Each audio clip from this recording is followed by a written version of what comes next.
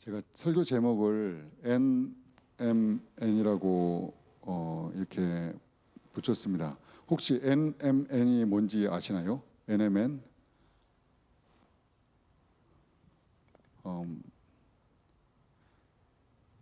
다들 모르시는군요. 아직 이거 드실 만한 나이가 아니라서 그런 것 같아요. 이게 일종의 건강보조식품 같은 그런 거더라고요.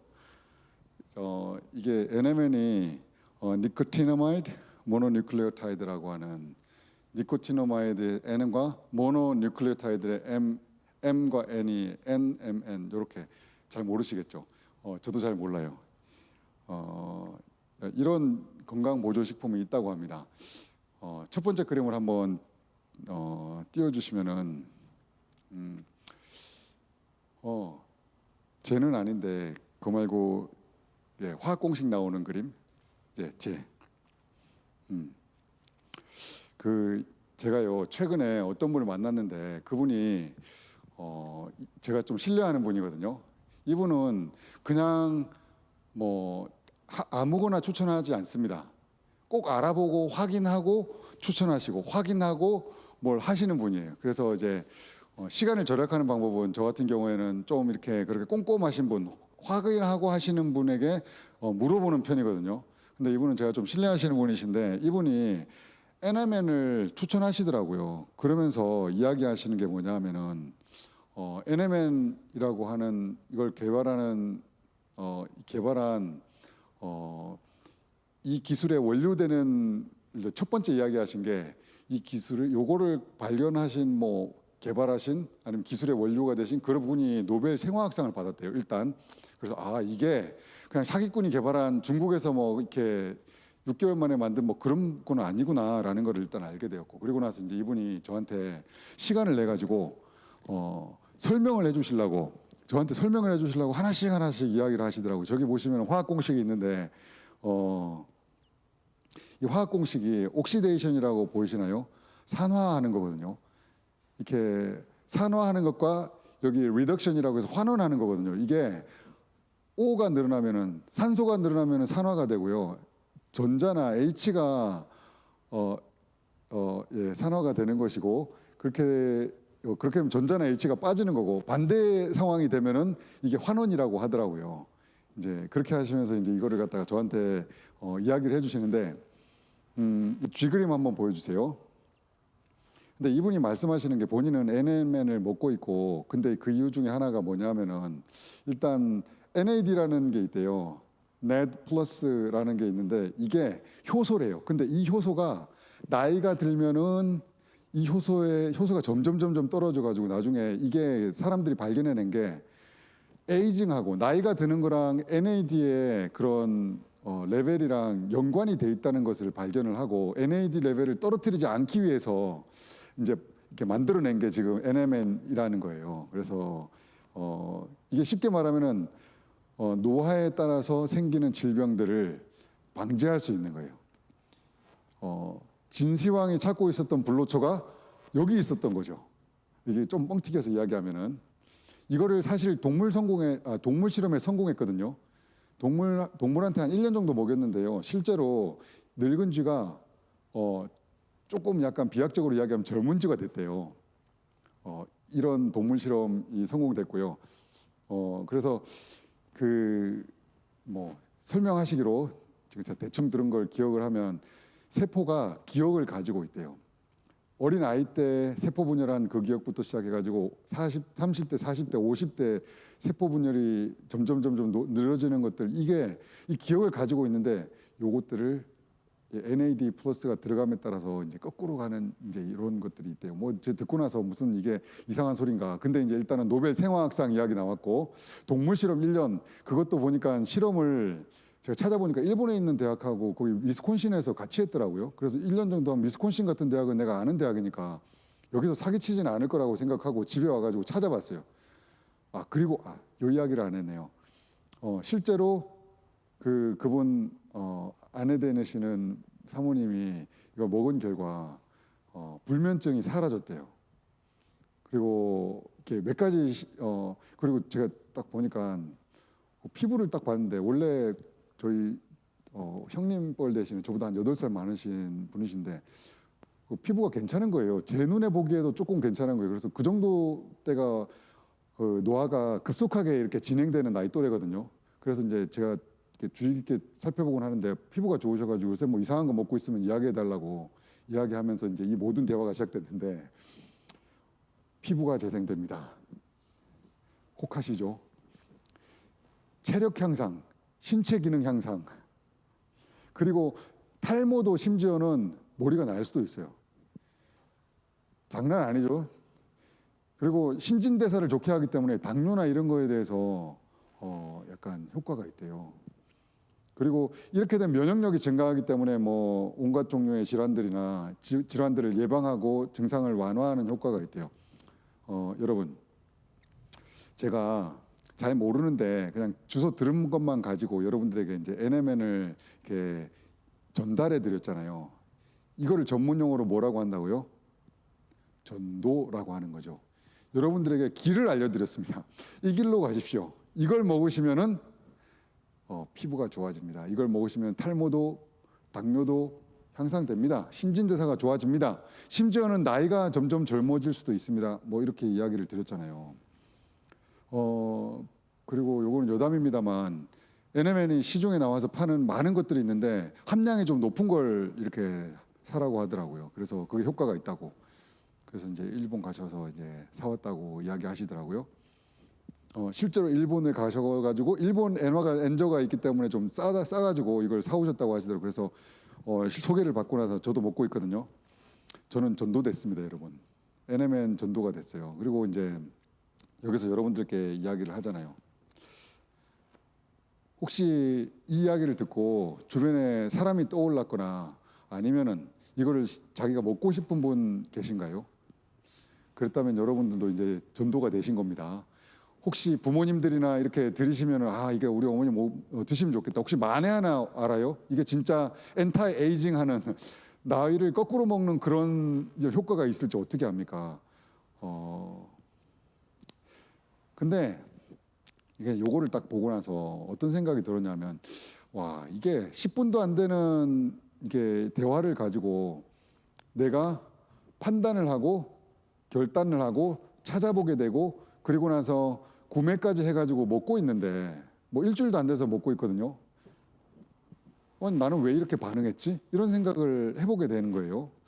여러분 왜 반응하셨습니까? 혹시 이게 필요 있다라고 생각하시는 분들, 마음에 혹 하시는 분들 계시잖아요. 한번 찾아봐야지 이런 생각하시는 분들 계시잖아요. 근데 왜 반응했을까요? 우리는 이걸 좀 주목해봐야 될 필요가 있다라고 생각해요. 여러분 우리는요, 우리가 가치 있다라고 생각하는 것에 반응합니다. 좀 전에 제가 여기에 이야기해 드린 것 중에 자기랑 연결이 된다 아니면 자기 어머니, 아버지, 할아버지, 할머니랑 연결이 되는 것들이 있다면 거기에 반응하는 거예요. 어머니가 불면증인데 이걸 사다 드리면은 노벨 생화학상 나오고 뭐 1년 동물 실험 나오고 뭐 이상한 공식 나오고 O가 H가 막 산소랑 수소가 뭐 왔다 갔다 하고 뭔가 있는 것 같아. 근데 이게 실제로 하는 것이 내가 가치 있는 거야. 내가 늙기 싫기 때문에 조금 이걸 먹으면은 20대부터 30대부터 먹으면은 혹시 조금 덜 늙는 건 아닌가? 많은 사람들이 먹고 있다는데, 그리고 이게 싸지 않습니다. 비싸더라고요. 좀 함량 높은 것들은. 비싸니까 더 막 있어 보이잖아요. 왠지. 아니면 탈모로 좀 고생하고 있는 삼촌이 있는데 하면은 내가 그 가치를 둔다고 생각하면 거기에 영향을 받게 된다는 거죠. 혹시 당뇨 코앞에 와 있는 삼촌이 계신데 삼촌께 이거를 딱 드리면 어떨까? 여러분 우리는요 가치 있다고 생각하는 것에 반응을 합니다. 아니면은 진짜 조카가 있는데 집중해가지고 공부해야 될 때 그래서 이걸 좀 주면서 좀 집중력 향상, 체력 향상에 조금 개선이 된다면 여러분 가치 있다는 것에 사람은 반응하게 되어 있다. 연찬쌤 어떠신가요? 먹고 싶으세요? 오케이? 예. 여러분 왜 교회에 가는 거는 10분 정도 이렇게 이야기해가지고 설득이 안 될까요? 왜 우리는 찬양할 때 엄청나게 아름다운 것들을 많이 찬양하지 않습니까? 막 사랑 나오고 막 감사 나오고 막 엄청나게 많은 것들, 막 찬양 안에 보면은요 이해하기도 힘들 정도로 어마무시한 것들이, 그 단어 하나하나가 갖고 있는 것들이 어마무시한 것들이 많은데, 왜 이거는 10분을 이야기하고 1시간을 이야기하고 아니면은 진짜 1년 동안 교회 나와가지고 설교를 들어도 왜 설득이 안 될까요? 정말 놀랍지 않습니까? 저는 고민을 많이 해봤어요. 왜 이렇게 복음 전하는 게 힘든지. 약 파는 건 쉽지 않습니까? 늙기 싫은 분들은 저거 사십시오. 노벨 생화학상 위스콘신 대학 이렇게 하고 일본에 있는 대학이랑 해가지고 값도 비싸고 많은 사람들이 먹고 있고 1년 동물 실험 다 나와 있으니까 금방 된단 말이에요. 설득이. 근데 왜 복음은 이렇게 힘들게, 교회 안에서 몇 년씩 다녀도 또 교회 다니기 싫고 막 몇 년 다닐 뿐만 아니라 막 20년 30년 교회밥 먹었는데 그래도 너무 힘들다. 복음이 뭘길래 이렇게 힘드냐고요. 여러분 오늘 이게 갈라디아서 2장 20절 우리가 다 아는 구절이지 않습니까? 이거 안 외우면은 수련회도 밥 못 먹고 그랬잖아요. 내가 그리스도와 함께 십자가에 못 박혔다잖아요. 아니 뭐 이렇게 어려워요. 저는 이 구절을 이해하는 데까지 진짜 오래 걸렸어요. 시간이. 옛날에 외우고 나서 이게 이해가 되고 나서 너무 충격적이었습니다. 이런 이야기였구나. 내가 그리스도와 함께 십자가에 못 박혔대요. 그런즉 이제는 내가 사는 게 아니래요. 이게 추상적인 사고를 요하거든요. 그렇기 때문에 전조작기에 있는 애들은 이해가 안 가요. 초딩들은 이해가 안 가는 게 정상. 조작기로 들어가는 중1, 중2 이해 안 갑니다. 이건 내가 그리스도와 함께 십자가 못 박혔다고, 나는 못 박힌 적도 없는데 못 박혔대. 그런즉 이제는 내가 사는 게 아니라, 나 살아 있는데 사는 게 아니래. 오직 내 안에 사시는 예수 그리스도께서 사는, 내 안에 예수님 없는데 산다고 하고, 이제 내가 육체 가운데 사는 것은 나를 사랑하사 나를 위하여 자기 자신을 버리신 누가 죽어달라고 했나? 예수 하나님의 아들을 믿는 믿음 안에서, 아들을 믿는 믿음 안에서 이게 뭐 이해나 됩니까? 이게 무슨 말인지. 그러니까 이게 본인이 가치는 떠나가지고 아예 이해 안 가는 말로 그냥 도배를 시켜놨기 때문에 복음 전하는 게 힘들더라고요. 그러니까 예수님이 우리의 죄를 위해서 돌아가셨어요. 이거 얼마나 힘든 겁니까? 이해가 되십니까 이게요? 내가 어떤 죄를 졌는데 그걸 왜 죽냐고, 도대체 왜 죽냐고. 그것 때문에 내가 죽어야 되냐고. 누가 죽이냐고. 왜 죽어야 되냐고. 왜 대신 죽냐고. 그분은 누구신데. 여러분 근데요, 그 2000년 전에 일어났던 일이잖아요. 이 모든 퍼즐 하나하나가요 그냥 던져놓고 보면은 이해가 안 가요. 정상입니다. 그래서 복음이요 생각보다 쉽지가 않은 것 같아요. 동의가 되시나요? 저는 복음 전하는 것만큼 힘든 게 없는 것 같습니다. 그래서 예수님을 한번 생각을 해봤어요. 예수님을 생각해 보십시오. 예수님은요, 얘들아 갈라디아서 펴 전부 다 하고 나서 갈라디아서 2장 20절에 내가 그리스도와 함께 십자가에 못 박혔는데, 여기서 그리스도가 누구야? 헬라어로 크리스토스, 그리고 히브리어로 마시아흐를 갖다 헬라어로 번역한 거고, 사실 이게 기름 부음 받는 거고, 기름 부음 받는 종류는 4가지 종류가 있는데, 첫 번째는 왕이고 제사장이고 뭐 예언자고, 그 다음에 메시아가 있는데, 이거는 사실은 2차 성전 시기에 후기에 와서 헬라 문헌에 보면 많이 나오고, 특히 위경 이런 데 보면 엄청나게 그런 종류의 것들이 많이 나오더라, 막 이런 이야기 하면은 막 이해가 되시나요 이게요? 그리스도라는 단어 하나만 딱 가지고 사전 딱 찾아보잖아요. 그러면요, 구약에 있는 그리스도, 2차 성전식의 문헌에 나오는 그리스도, 위경에 나오는, 외경에 나오는, 신약에 나오는 그리스도부터 시작해가지고 쏟아져 나옵니다. 단어 하나 이해하는 것도 쉽지가 않아요. 예수님이 이런 방식으로 전하지 않으셨던 것 같아요. 그냥 데리고 다니셨잖아요. 제자들을 불러다가 야 같이 공부하자, 같이 삶을 살자, 이렇게 하고 데리고 다니셨습니다. 데리고 다니셔서 그 가운데서 이야기하는 거죠.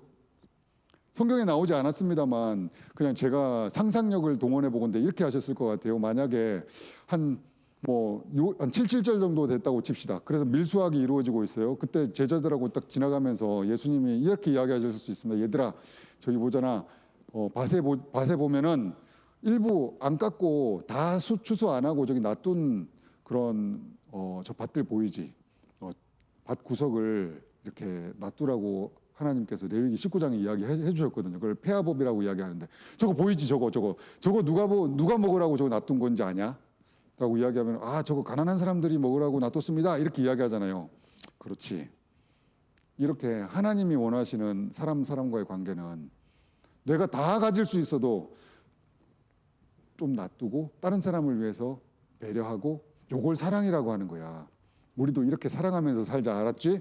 이렇게 하시면서 설명해주고 그리고 같이 가셔서 이렇게 식사하시다가 세리가 와가지고 이야기하자 그러면 여기 옆에 앉으라고 이렇게 옆에 앉아가지고 이야기하기 시작합니다.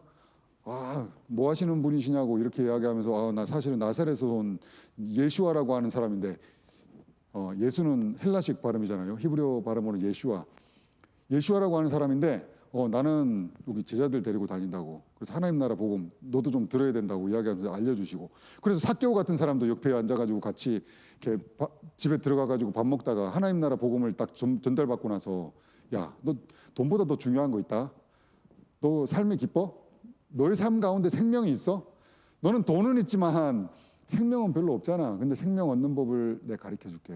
뭐 하면 되냐면 돈보다 더 귀한 것을 네가 잡으면 돼. 그 돈보다 더 귀한 하나님 나라를 소개해 줬더니 삭개오가 밥 먹으면서 이야기 듣고 하나님 나라 이야기 듣고 마음이 뜨거워지고 그 다음날 와가지고 반을 팔아가지고 가난한 사람들 다 주고 나머지는 4배씩 자기가 속인 것들 다 갚아주지 않습니까? 이런 역사하심이 있다는 것이죠. 여러분 이게요 예수님의 방법이었던 것 같아요. 예수님의 복음 전하는 방법을 우리는 좀 눈여겨봐야 되지 않을까 싶습니다. 아니, 목사가 앞에 나와가지고 막 이렇게 설교 막 해가지고 풀어주고 막 엄청나게 막 감동이 되는 막 눈물의 메시지를 막 이렇게 해가지고 여러분 그런 시대는 이제 끝난 것 같아요. 이제는 교회가 잘 안 됩니다. 80년대, 90년대처럼 그런 시기는 다 몰려드는 시기는 끝났습니다. 이제는요 진짜로 본질로 돌아가서 2000년 전에 예수님이 하셨던 대로 삶을 살아야 될 시기가 드디어 왔습니다. 그렇지 않는 교회들은요 살아남을 수가 없어요. 아직도 좀 되는 교회가 있습니다. 큰 교회들이나 뭐 이런 설교 목회 가능합니다. 근데요 대지교회 정도 되잖아요. 삶으로 보여주지 않는 대지교회는 앞으로 희망이 없다고 생각해요. 이게 딱 들어와 앉잖아요. 그럼 초신자가 들어와서 앉았다 치면은 지금 제가 이야기한 것 중에 몇 프로나 알아듣겠어요? 사용하는 언어나 사용하는 뭐 이것들 하나하나 개념도 하나도 모르는데 뭘 알겠습니까? 그저 아는 건 뭐냐면요. 우리가 남겨뒀던 그 폐하 있지 않습니까? 밥모퉁이 되는 그 폐하를 발견을 하고 야 이거 먹으면 돼. 일로 와가지고 먹으라고. 이거 주면은 그때 이 집단은 지가 다 안 갖고 남에게 나눠주는 집단이구나. 이걸 보고 사랑이라는 걸 알잖아요. 아니 니네들 왜 이러냐. 왜 돈을 내가지고 구제하는 그런 돈을 만들지? 성경에 나와 있다고. 우리는 성경을 기준으로 살려고 하는 사람들이라고. 그래? 성경이라는 책에 뭐 그런 이상한 걸 시켰어? 그거 말고 11조 이런 것도 내라고 하잖아요. 아니, 그렇게 아까운 돈을 왜 내냐고 도대체. 필요에 따라서 쓰려고 한다고. 10분의 1로 해가지고. 기준을 알려줍니다. 이 집단은 되게 특이한 집단이구나. 그리고 심지어는 그렇게 이야기하지 않습니까? 십자가에 못 박혔기 때문에 자신을 버리신 것처럼 예수님께서 나를 위해 죽으셨기 때문에 나도 너를 위해 죽는다. 이거를 보여주는 집단이라잖아요. 얼마나 어마무시합니까? 여러분 이게 들어오는 사람이 제일 처음 들어와서 앉은 그 사람이요. 이게 느껴야지 거기에서 적응할 수 있지 않겠어요?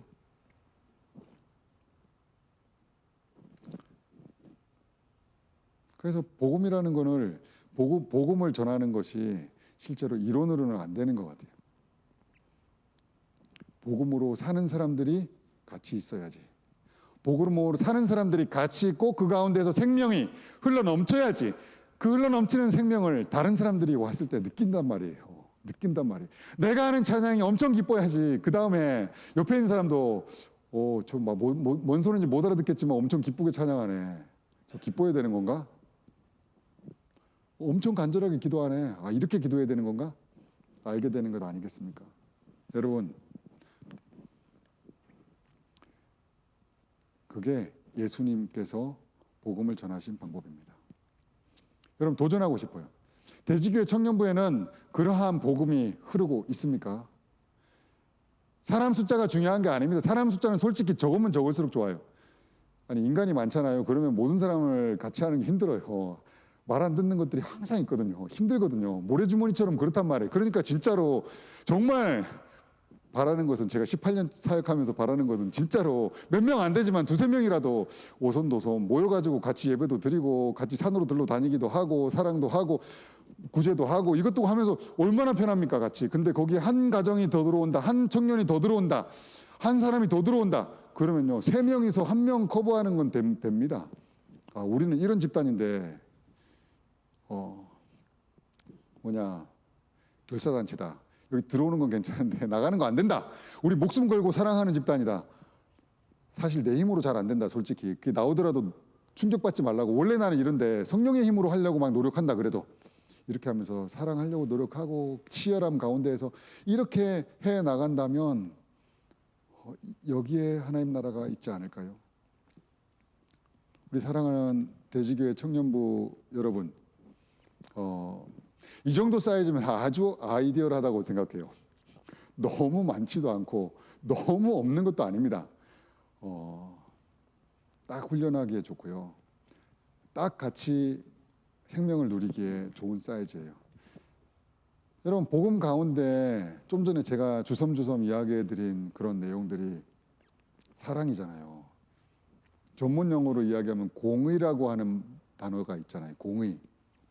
공의라는 거는 하나님과 사람과의 관계, 사람과 사람과의 관계를 공의, 찌다카라고 이야기하는 거거든요. 그게 사랑이에요.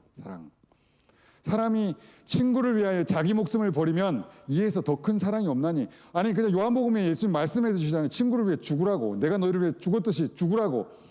이런 무지막지한 거를 믿고 따라가는 사람들이 우리지 않습니까? 자기를 부인하고 십자가를 지고 죽기까지 사랑하고 대신 죽으려고. 그가 우리를 위하여 목숨을 버리셨으니 우리가 이로써 사랑을 알고 우리도 형제들을 위하여 목숨 버리는 것이 마땅하니라. 이런 집단 아니겠습니까? 이 공의를 안다면 이 공의가 상실된 상황에서요, 정의도 알아야 됩니다. 이게 복음이잖아요. 결국에는 공의가 상실된 거를 보려면 아무도 신경을 안 씁니다. 사람들이 와도 아무도 신경을 안 쓰고요. 어느 순간 나 자신도 딱딱함이 느껴집니다. 그럴 때 그걸 회복하는 게 정의라고 하거든요. 미슈파트라고 이야기하잖아요. 공의와 정의가 살아있는 그곳이 하나님 나라잖아요. 이게 복음이잖아요.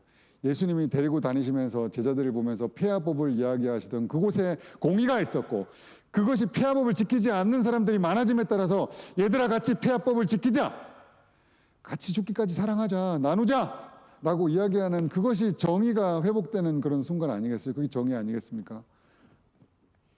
여러분, 무조건적인 사랑이요 우리를 기쁘게 합니다. 무조건적인 사랑이 우리로 하여금 생명을 느끼게 합니다. 그리고 무조건적인 사랑을 받고 예수 그리스도를 아는 순간 인생의 목표가 생긴다는 거예요.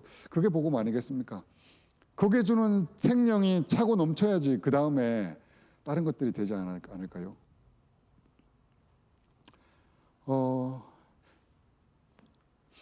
그렇게 했으면 좋겠어요. 말 그대로. 여기서 주섬주섬 이야기하는 거는 뭐 이 정도 이야기할 수 있겠고, 여러분 다 똑똑하시니까 이미 다 아실 거 아니에요. 정말 그렇게 했으면 좋겠어요. 몇 명 안 되기 때문에 같이 밥 먹는 거 많이 하십시오. 매주 먹으십시오. 그리고 그 가운데서 같이 기쁨도 누리세요. 어떻게 살았는가도 물어보십시오. 그리고 뭐가 필요한가도 한번 보십시오. 필요한 거를 보고 폐하법처럼 흘리십시오. 형제를 위하여 목숨을 버리는 거, 이거보다 더 큰 사랑이 없다라고 하시잖아요. 그럼 목숨은 버리지 않더라도 다른 것들을 버리십시오. 흘리십시오. 이럴 때 성령의 역사하심이 있을 줄로 믿습니다. 생명을 누릴 수 있을 줄로 믿어요. 교회가 힘들어지는 것들을 보거든요. 특히 부울경 교회가 가장 빨리 떨어지고 있어요. 목회 데이터 연구소에서 이렇게 조사를 했는데 한 20년, 30년 뒤에 서울 지역은 오히려 퍼센테이지가 올라가더라고요. 기독교인 인구는 줄어들긴 하나 전체 인구에서 차지하는 기독교인 인구는 60에서 64%로 올라갑니다. 서울은. 제주도는 그대로예요. 호남은 천천히 떨어집니다. 근데 경북하고 경남 있잖아요. 경북은 한 절반 정도로 떨어진다고 하고 경남은요 초토화입니다. 그냥 초토화. 3% 미만이 전부 다 초고령화된 거를 갖다 감안하면은 이 0. 뭐 2점 몇 프로 되는 이게 초고령화를 감안하면 다음 세대 거의 없을 거라고 하면 됩니다. 이런 상황에서 여러분 이게 10년, 20년 뒤에 우리의 모습이에요. 여러분들이 안수집사, 권사 딱 될 때쯤 되면은 이제 2.8%, 2.6%, 울산은 1%도 안 됩니다. 그렇게 나왔어요, 통계가. 이렇게 되는 상황에서 어떤 전략과 전술을 써야 된다? 그렇죠. 딴 게 없고 그 가운데에서 공의와 정의를 사랑하는 그 어필을 할 수밖에 없을 것 같아요. 교회의 종말은요 복음의 능력이 없어서 그런 것이 아니라 복음의 가치대로 사는 사람이 없어서 그렇지 않을까 싶어요. 저는 확신합니다. 20년, 30년 뒤에 교회가 안 되지 않을 거예요. 더 될 거예요. 더 잘 될 겁니다. 이제 인간 소외가 더 급속화될 거거든요. 이제 AI가 나옴에 따라서 이제 인간 소외가 되잖아요. 그러면요 교회처럼 얘들아 들어오면 사랑해 줄게라고 하는 이 집단은 환영받을 수밖에 없어요. 나라도 나를 사랑해 주는 교회가 있다면 가가지고 사랑받고 싶다. 저는 목사라도 엄청 사랑받고 싶습니다. 사랑도 주고 싶긴 하지만 받고도 싶어요. 나도 사랑받고 싶은 사람인데, 그리고 내 목표가 예수 그리스도고 하나님 나라인데 나랑 같은 목표를 가지고 같이 가는 사람들과 웃고 울고 같이 하고 싶거든요. 근데 나만 해도 그런데 세상에 소외받은 사람들이 얼마나 하겠습니까? 교회가 안 되는 것은 기적과 같은 거예요. 얼마나 그 가운데 공의도 없고 정의도 없다면, 얼마나 무조건적인 사랑이 없다면 안 되겠습니까? 교회가. 하나님 나라가 드러나는 우리 청년부 됐으면 좋겠습니다. 그래서 많은 사람들이 우리 초기 기독교 역사에서 보여줬듯이 그런 역사들이 일어났으면 좋겠어요. 그렇게 꿈꾸면서 같이 나아가기를 원해요. 저는 최근에 왕길지 선교사 자서전을 읽었거든요. 자서전은 아니고 그 누가 쓴 전기를 읽었는데 왕길지 선교사님이 처음 와가지고 이제 부산진 교회를 1호 교회로 세우신 분이세요. 우리나라에서 쪽에서 처음 세워진 교회잖아요. 그걸 읽으면서 끝까지 딱 읽고 나서 이제 한 30년 정도 사역을 딱 마치시고 이렇게 돌아가신 것들 쭉 보면서 어떤 느낌이 들었냐면, 처음 세우신 분이 1호 교회, 2호 교회, 3호 교회 하면서 막 그 세우는 기쁨과 모여가지고 같이 막 기도하고 했을 때 그 역사심이 막 있었던 그 뜨거움들이 있었다면, 근데 반면에 거의 다 읽을 때쯤 돼가지고 제가 온 부담감이 뭐였냐면, 그 뒤에 한 100년이 지났는데, 100년도 더 지났는데 지금은 도대체 몇 화 정도 쓰고 있을까? 왕길지 선교사님이 쓴 드라마가 50화 중에서 1화라면 지금 우리는 몇 화 정도 돼 있을까? 여러분, 지금 이대로 가면요 지금 49화입니다. 그리고 나머지 50화는 여러분들이 쓰게 될 거예요. 저는 은퇴했을 것 같고. 그렇게 하고 이 교회는 끝나는 겁니다. 근데 성령의 역사하심은 2000년 전이나 지금이나 동일하시거든요. 하나님 동일하시고 능력도 동일하시고 우리 모두 똑같은 성정을 가진 사람 아니에요. 사랑 받고 싶고 사랑 주고 싶은 사람. 그냥 공의라고 생각하면 하나님께 사랑하고 하나님 신실하기 때문에 항상 나를 사랑해 주시고 얼마나 편안합니까? 그리고 내가 잘못했더라도 친구야 내가 잘못했는데 그래서 완전히 직장에서 쪽팔림을 당했다. 괴롭다. 직장을 이직할까 생각 중이다. 이렇게 이야기했을 때 그 가운데서 공의가 살아있다면 괜찮다고. 나도 쪽팔린 일을 당한 적이 있다. 그러면서 흑역사를 들춰가지고 딱 이야기해 줄 수 있고. 여러분 이렇다면 이곳이 하나님 나라 아니겠어요? 여러분 이런 역사가 있을 때 우리가 드라마를 50화로 끝나는 거를 100화까지 갈 수 있을 것 같습니다. 50화로 끝나지 않기를 원해요. 계속되기를 원합니다. 이곳이 조금 전도하기 힘든 곳은 맞거든요. 그런데 전도가 불가능한 곳이라고는 생각되지 않아요. 제가 3년째 사역 중인데 청소년부 하는데요. 전도가 불가능하다는 생각은 한 번도 한 적이 없어요. 다는 마음 계속 주시는 게요. 전도해라. 복음을 전해라. 그리고 아이들을 키우고 선생님도 같이 함께 자라나고 그리고 어필하고 그 가운데 사랑 주고 하면은 하나님이 붙여주시겠다는 마음은 계속 주십니다. 여러분 같이 누리시기를 원해요. 같이 그 가운데서 하나님 나라를 누리실 때 다른 사람들이 들어와서 보고 아 여기 다니고 싶네 라고 생각하고 함께 하실 것 같습니다. 서서평 선교사님이라는 분이 계셨는데 1880년 태어나신 분이세요. 엘리자베스 셰핑이라고 해가지고 서서평 선교사님이신데 이분은 독일계 미국인 간호사셨어요. 이분이 처음 오실 때가 30대 초반이었어요.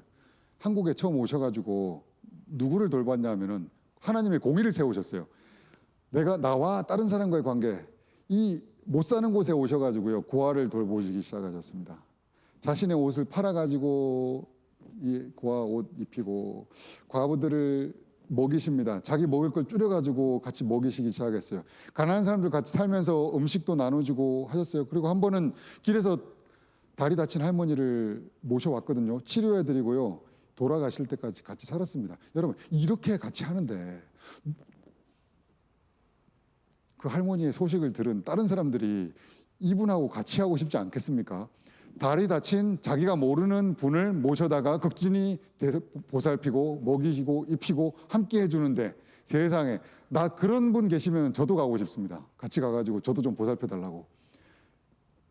보살핌도 받고 그리고 내가 힘을 얻었을 때 다시 보살피기 시작하고.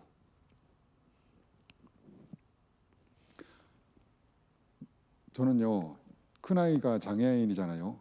저는 그런 생각을 해봐요. 나랑 아내가 죽으면은 우리 아들은 누가 보살피노? 이렇게 생각을 해보잖아요. 그러면 진짜 답이 안 나옵니다. 예전에는 장인어른하고 장모님이 이렇게 같이 해주셨거든요. 유일하게 보살필 수 있는 사람이 4명이에요. 장인어른, 장모님, 나, 아내. 근데 장모님이 돌아가셨어요. 이제 3명 남았어요. 이 장인어른은 80 넘으셨기 때문에 이제 얼마나 남으셨는지 잘 모르겠습니다. 먼저 돌아가실 가능성이 크고 나랑 우리 아내가 죽으면은 우리 아들은 누가 보살핍니까? 우리 아들은 그러면은 어디 시설에 맡겨가지고 제대로 된 아빠 엄마가 주는 것 같은 사랑을 한 번도 못 받고 나머지 30년 40년을 살아야 되나요? 100세 시대라고 하면은 그렇게 살아야 되는 시간이 50년이 될 수도 있고 60년이 될 수도 있는데 그 시간을 그냥 살아야 됩니까? 만약에 이것에 대해서 교회가 답을 줄 수 없다면 저는 같이 데리고 안락사가 맞다고 생각해요. 근데 하나님의 답은 뭐냐면요. 그렇기 때문에 내가 교회를 주지 않았냐. 그렇기 때문에 서서평 선교사를 간호사를 이곳에 보내가지고 같이 살라고 하지 않았냐. 저는 교회가 답이라고 생각합니다. 교회가 그렇기 때문에 교회가 어필할 수밖에 없다고 생각합니다. 죽기까지 사랑하라면서요. 큰아버지가 죽으면 조카들은 누가 거둡니까? 여러분 제가 큰아버지라고 생각해 보십시오. 제가 죽으면 조카들은 누가 거둡니까? 라고 했을 때 나는 아니야 일단은. 그러면요 진짜로 이 교회 공동체는 하나님이 원하시는 가족은 아닌 거예요. 일단 만약에 거기에서 일부라도 후퇴한다면 교회는 교회로서의 힘을 생명을 잃는 거라고 생각합니다. 완전 부담이시죠. 어마무시한 부담이지 않겠습니까? 여러분 이야기를 했을 때 제가 아는 청년 중에 한 명이 목사님 제가 돌볼게요 이렇게 대답했거든요. 저는요 그렇게 하기 쉽지 않을 거라고 생각해요. 근데요, 그걸 보면서 이게 교회다라고 생각을 했습니다. 이게 교회다. 교회가 너무나 것만 남았어요. 예배만 남았어요. 예배만 계속 드리고 봉사 계속. 매력이 없습니다. 최악의 경우에 나를 돌봐줄 수 있는 사람, 나의 최악의 모습을 품어줄 수 있는 그곳이 바로 교회고요. 그곳이 청년부고 그곳이 사랑방이 되어야 되고 내가 최악의 모습, 우리 가족의 최악의 모습에서 손을 벌리고 책임져 줄 수 있는 곳이 교회가 되어야 되고요. 여러분 그렇다면 교회는 메리트 있는 곳이 되지 않겠습니까? NMN보다 훨씬 메리트 있는 곳이 되지 않겠습니까? 아마 여기 주변에 있는 모든 가난한 사람, 힘든 사람, 어려운 사람들은 다 올 거라고 생각합니다. 그렇게 되면은 자기를 부인해야 되겠죠. 자기 있는 거를 같이 나누지 않고는 가난한 사람 어떻게 먹이겠습니까? 입히겠습니까? 같이 나눠야 되죠. 자연스럽게 하나님 나라가 그곳에 이루어질 것입니다. 거기에서 희생이 나오는 거예요. 교회의 본질적인 모습이 회복되기를 원합니다. 그래서 저는 요 이야기만 하고 마치겠습니다. 세례를 할 때 세례가 좀 바뀌어야 된다고 생각해요. 세례할 때 내가 성부와 성자와 성령의 이름으로 누구에게 세례를 주노라 하고 아멘하고 끝나잖아요. 근데요, 이 친구들에게 너는 예수를 믿니? 예수 믿고 죄사함을 받았니?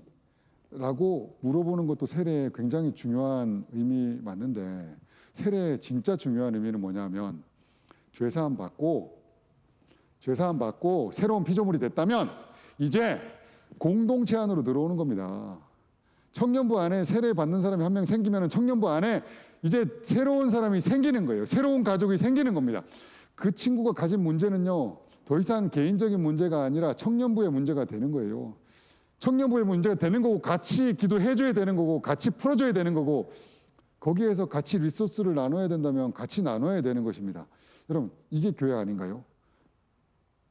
여러분들도 같이 선서를 해야 될 것 같아요.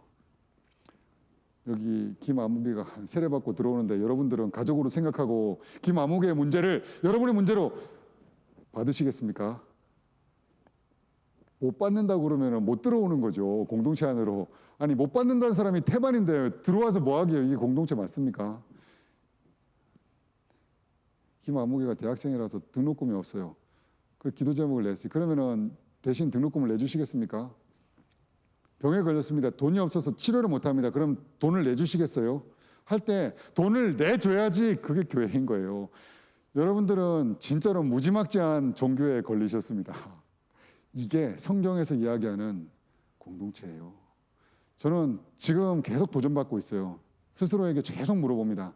중호야, 네가 하는 청년부는, 네가 하는 청소년부는, 네가 기대하고 꿈꾸는 그 교회는 지금의 모습이야? 어디로 가야 돼? 얼마나 더 가야 돼? 어떤 이야기를 더 해야 될까? 어떻게 우리가 선택해야 될까? 결단해야 될까?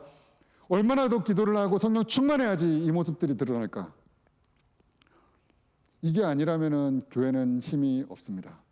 만약에 이런 역사심이 초대교회에 일어났던 것처럼 예루살렘 교회에서 자기가 있는 것들을 같이 팔아가지고 사도들이 발 앞에 내려놓고 그것들이 같이 공동체가 되었던 것처럼, 저는 공산주의 별로 좋아하지 않아요. 그런 이야기가 아니에요. 같이 공의가 서고 정의가 서는 그러한 나라가 된다면 가득 차지 않겠습니까? 말씀을 마치겠습니다. NMN보다 훨씬 더 어필할 수 있는 게 교회라고 생각해요. 복음이라고 생각해요. 근데요, 복음의 능력이 없는 것이 아니라 복음 자체대로 사는 사람이 없기 때문에 느끼지를 못하는 겁니다. 느끼지를 못해요.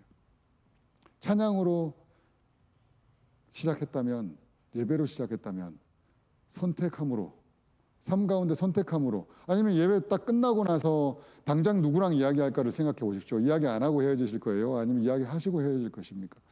이야기할 때는 누구랑 이야기하겠습니까? 평소 때 친하던 사람하고 이야기하겠습니까? 아니면 평소 때 조금 껄끄러운 사람한테 다가가겠습니까? 그리고 진짜 껄끄러운 사람이면 밥 한번 먹어야 되겠습니까?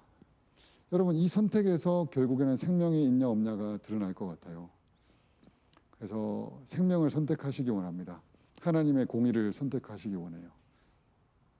친구를 위해 죽는 사랑이 하나님의 공의입니다. 그리고 그 공의가 없을 때 회복시키는 게 하나님의 정의라고 하는 겁니다. 우리 다 같이 일어나서 찬양하시고 기도하시겠습니다. 예수 하나님의 공의 한번 찬양하실까요?